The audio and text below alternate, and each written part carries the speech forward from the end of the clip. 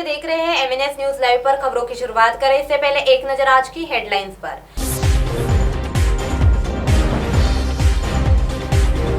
5 महीने की मासूम को गर्म सरिये से दागा। बॉलीवुड को ड्रग सप्लाई करने वाला एनसीबी की गिरफ्त में।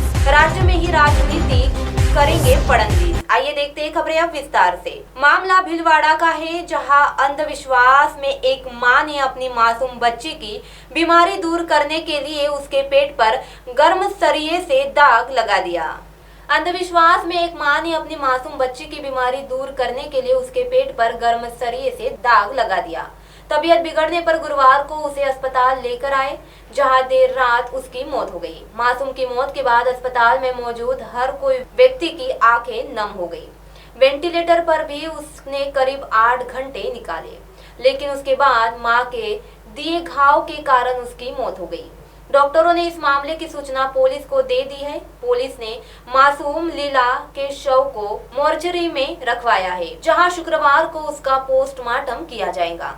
दरअसल मांडर क्षेत्र के लुहाइया गांव में रमेश बागलिया व उसकी पत्नी लहरी एक कच्चे मकान में रहते हैं। यह दोनों ही झाड़ू बनाने का काम करते हैं। इनके 5 माह की बेटी लीला की तबीयत पिछले 1 माह से खराब थी। उसे बार बार पेट दर्द की शिकायत रहती थी।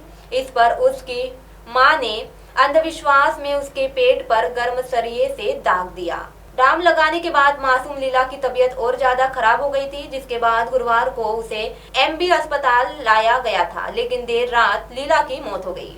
दूसरी खबर, बॉलीवुड अभिनेता सुशांत राजपूत आत्महत्या मामले के जांच के दौरान बॉलीवुड का ड्रग्स कनेक्शन उजागर हुआ। तब से लगातार एनसीबी छापे मार रही है। इसी सिलसिले में मुंबई एनसीबी ने मीरा रोड से सूफियाना नामक एक ड्रग्स पेडलर को गिरफ्तार किया, जो बॉलीवुड के कलाकारों को नशीले पदार्थ मुहैया कराता था। तस्करी में उसकी मदद करने वाले एक नाइजीरियन युवक को भी गिरफ्तार किया गया है।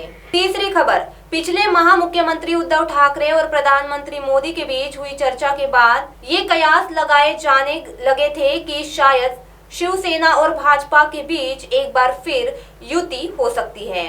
लेकिन नारायण राणे को मंत्रिमंडल में शामिल करने के साथ ही भाजपा नेतृत्व ने संकेत दे दिया है कि पूर्व मुख्यमंत्री और 20 के विपक्ष के नेता देवेंद्र फडणवीस को राज्य की राजनीति में ही रहने दिया जाए। यदि युति होने की संभावना होती तो संभवतः फडणवीस को दोनों दलों के बीच समन्वय के लिए वहां मंत्री पद दिया जाता, लेकिन अब ऐसा मुमकिन नहीं है। अंत देवेंद्र का राज्य में ही जिम्मेदारी संभालना श्रेयस्कर है।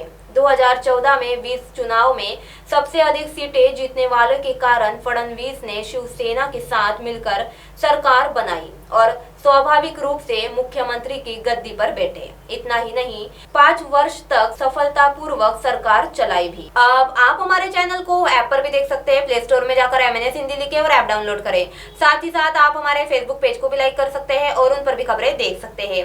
लिंक ट्विटर, हाइक, इंस्टाग्राम पर भी आप हमारी खबरें देख सकते हैं। आप हमारे चैनल को यूट्यूब पर भी देख सकते हैं और इसे यूट्यूब पर सब्सक्राइब करना ना भूलें। अब फिलहाल वक्त आ चला है एक ब्रेक का। ब्रेक से लौटने के बाद देखते हैं देश और दुनिया की तमाम कुछ खास खबर। धन्यवाद।